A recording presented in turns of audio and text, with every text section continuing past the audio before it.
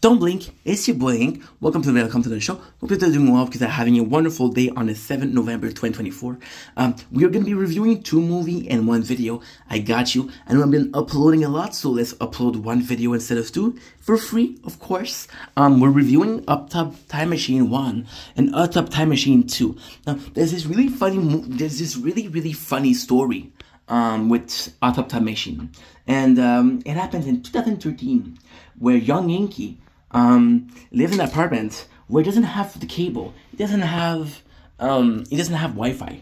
So what does he do? He buys an SD card with 128 gigs of data and allegedly go on YouTube to download movie that were re-uploaded for free. Right? When he's done watching them, he deletes them. Now, there's this very subtle thing that happened with Hot Tub Time Machine. Hot Tub Time Machine was the movie that I absolutely loved, the first one. And I found it on a Friday to watch over the weekend. Because I put over the weekend. A snowstorm. Stuck inside. So instead of watching that movie once, we watched it twice. Watched it 3 times. So of course, it's the classic comedy movie for dudes. So there's a lot of tits. More than dicks, thank God. Or if you're into dicks, there's a couple, I guess. But there's some really hot, Okay, we got off track now. So Hot Tub Machine is 3 guys and their nephew. The reason why I'm saying the nephew is the nephew in this movie doesn't play a large part. And it's beautiful because since he doesn't play a large part, about the story of the 3 guys, you can understand really quickly. And it's funny because I just finished watching 50 First Date. And it's the same exact concept. So these 3 guys have shitty life. There's this guy who was supposed to be a musician, a great musician, but then he fucked up a concert, and because he fucked up a concert, he's not gonna have it. Fuck the hat, guys. My hairs are messy. I don't really give a fuck. That was a bag of chips. What can I say? A little snacking between videos. I'm human, right? So he goes into this concert and he fucks it up. Because that he doesn't have a good life. There's this other guy. Realizes his whole life has been a shit show. His whole life has been a shitty movie, right? A completely shitty movie. And then there's the first guy. I don't remember the name of the actor, but I fucking love him. And the Haunted Hotel Room. This was not precise. And he ends up realizing that his whole life was spent into marriage with a girl he didn't like. So what they do is all 3 of them, they have shitty life. They go into a hot tub, and the hot tub brings them back on a weekend where all of their life changes. So for the musician, the night of the concert, for the main person, because there's a main person because he's the uncle and he's the glue. You see him interacting with the other characters, but you don't see the other characters interacting with each other, which is often a good case of who the main character is, who has the more screen time. Just a little let you know. Just a little let you know. So, in the first movie, it is really fantastic. One of my favorite movie, being in my apartment for a couple of years too. So, what you have is, the guy does a concert and he had a chance to do it correctly. And he does it. When he does songs. So basically, we're in the 80s, right?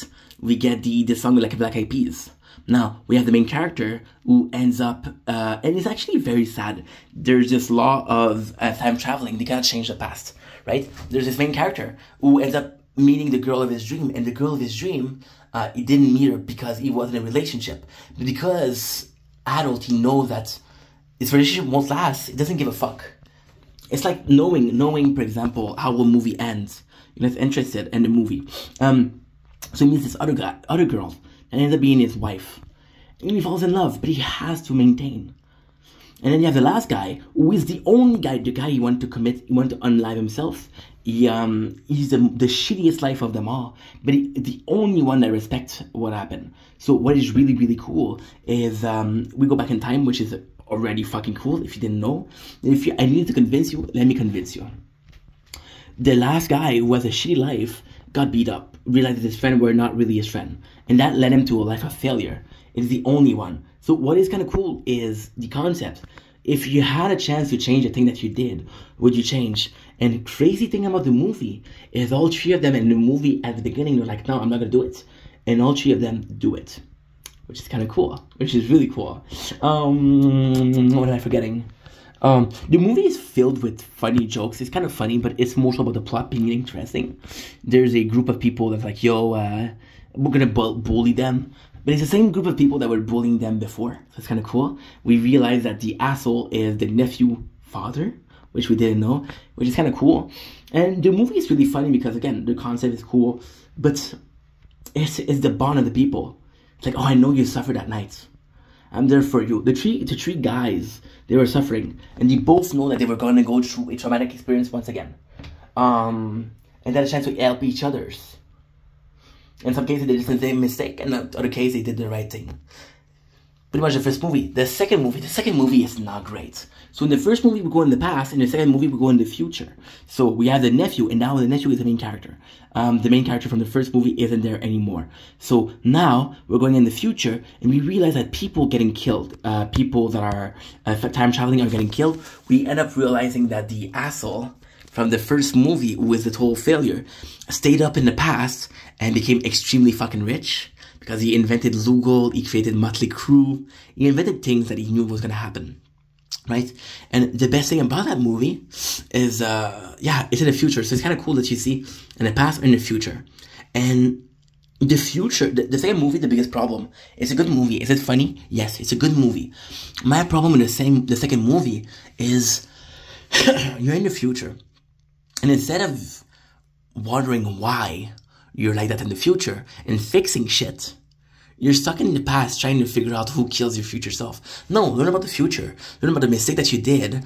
You see, time traveling is very special, right? Time traveling, if you go in the past, don't change anything. But if you go in the future, then you can change things because it didn't happen yet. Can't change something that didn't happen. So the second movie is not great, but hey, the first one is really good. So if you want to watch a movie, go ahead.